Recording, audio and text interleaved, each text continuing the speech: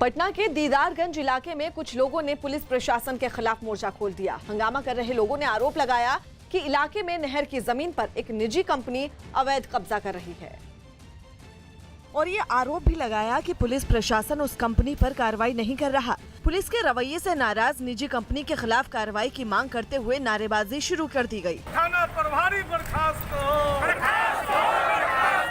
लोगों के हंगामे की खबर मिलने पर वहां प्रशासन के अधिकारी भी पहुंच गए, लेकिन हंगामा जारी रहा। पुलिस और प्रशासन के समझाने के बाद भी गुस्साए लोग अपनी मांगों पर अड़े रहे कि इस पूरे नाला का खुदाई की जाए और अविलंब जो है अतिक्रमण मुक्त कराया जाए इस नहर को। बताया गया कि वहां जिलाधिकारी पहले ही अवैध कब्जे को हटाने का आदेश दे चुके हैं, लेकिन आरोप है कि पुलिस ने अभी तक उस दिशा में कार्रवाई नहीं की। पूरे देश में कोरोना की दूसरी लहर ने कहर से मचे कोहराम की रफ्तार थमती जा रही है और मध्य प्रदेश उन राज्यों में से एक है जिसने वायरस की रफ्तार पर न सिर्फ ब्रेक लगा दी है बल्कि पूरे देश में वायरस को हराने के एक नए मॉडल की बुनियाद भी रखी है। हालात बेहद मुश्किल थे और चुनौती बहुत बड़ी थी, लेकिन मध्य प्रदेश ने मुख्यमंत्री शिवराज सिंह चौहान की अगुवाई में जिस तरह कोरोना संक्रमण पर काबू पाया, वो जंग खुद में एक मिसाल है। मध्य प्रदेश में अनलॉक प्रक्रिया तो शुरू हो ही चुकी है, लेकिन इसके साथ साथ राज्य में कोरोना की तीसरी लहर से निपटने के लिए भी एक रोड मैप तैयार किया जा चुका है।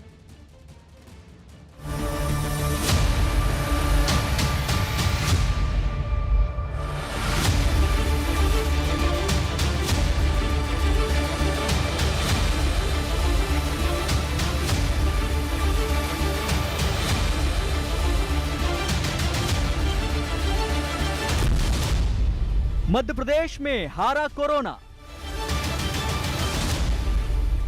एमपी का जन भागीदारी मॉडल। किल कोरोना अभियान से हारा कोरोना। कोरोना हराने का 5T मंत्र।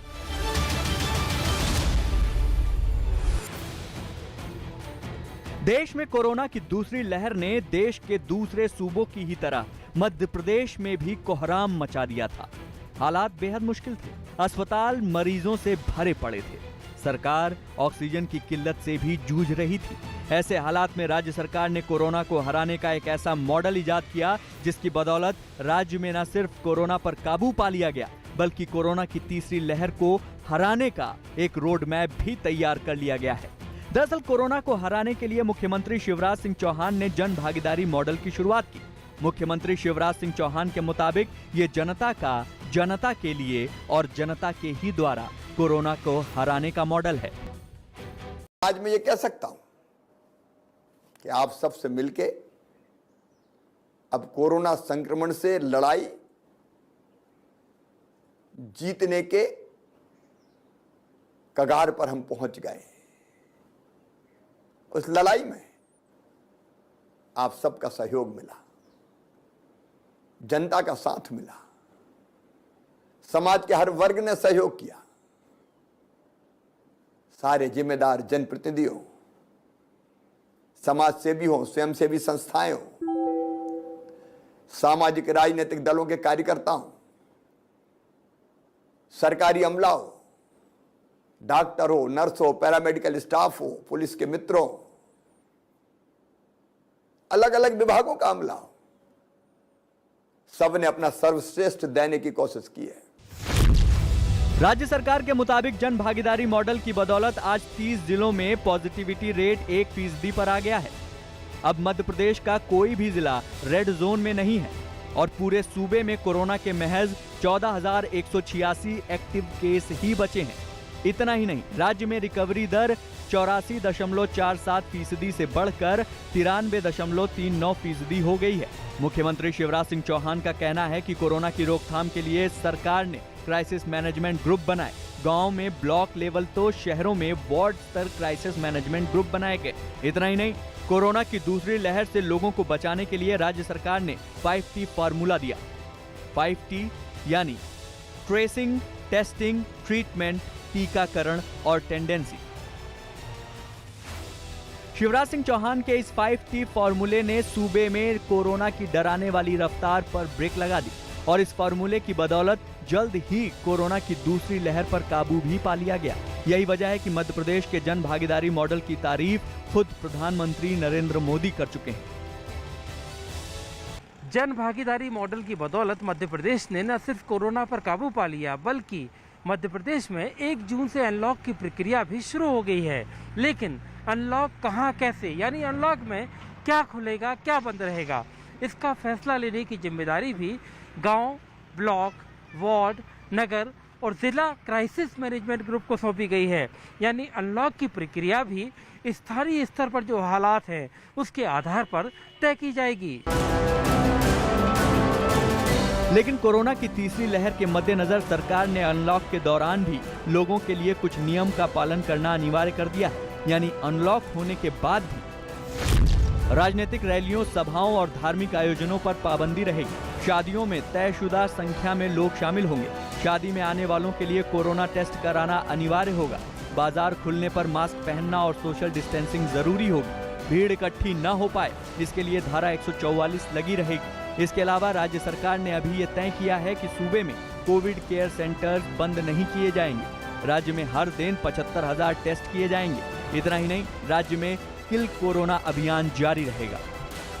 किल कोरोना अभियान के अंतर्गत जब हमारा अमला आपके गांव पहुंचे तो उसके साथ जरूर जाइए, ताकि सर्दी, जुकाम, बुखार, खांसी का कोई भी प्रकरण गांव में मिले तो हम तत्काल दवाई दे सकें, उसका सैंपल ले सकें, टेस्ट कर सकें।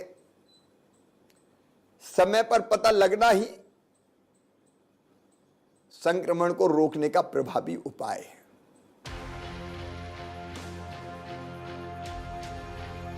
कोरोना की दूसरी लहर पर काबू पाने की जंग में राज्य के मुख्यमंत्री शिवराज सिंह चौहान ने भी कड़ाई से तमाम गाइडलाइंस का पालन किया। सीएम शिवराज सिंह की सुबह की शुरुआत योग और ध्यान से होती है, तो इसके बाद अफसरों से फोन पर जन भागीदारी अभियान का फीडबैक भी लेते हैं। सूबे की जनता को सोशल डिस्टेंसिंग और मास्क लगाने के लिए प्रेरित करने के लिए बैठकों में निश्चित दूरी पर बैठते हैं और मुंह पर मास्क लगाते हैं। इतना ही नहीं, मुख्यमंत्री जिस गाड़ी में सफर करते हैं उसमें सिर्फ 3 लोग रहते हैं, मुख्यमंत्री, उनका ड्राइवर और शैडो पीएसओ। सीएम की कार के बीच का हिस्सा प्लास्टिक से कवर रहता है ताकि बातचीत के दौरान आगे बैठे ड्राइवर, पीएसओ और मुख्यमंत्री के बीच दूरी बनी रहे। इतना ही नहीं, सीएम शिवराज सिंह के साफ निर्देश हैं कि राज्य में उनके किसी दौरे के दौरान उन्हें रिसीव करने के लिए कोई कार्यकर्ता, नेता या अफसर नहीं आएगा। यकीनन कोरोना की दूसरी लहर के दौरान मुख्यमंत्री शिवराज सिंह चौहान ने सूबे की जनता के लिए एक मिसाल कायम की है। कोरोना काल में मुख्यमंत्री शिवराज सिंह चौहान की संवेदनशीलता भी दिखाई दी।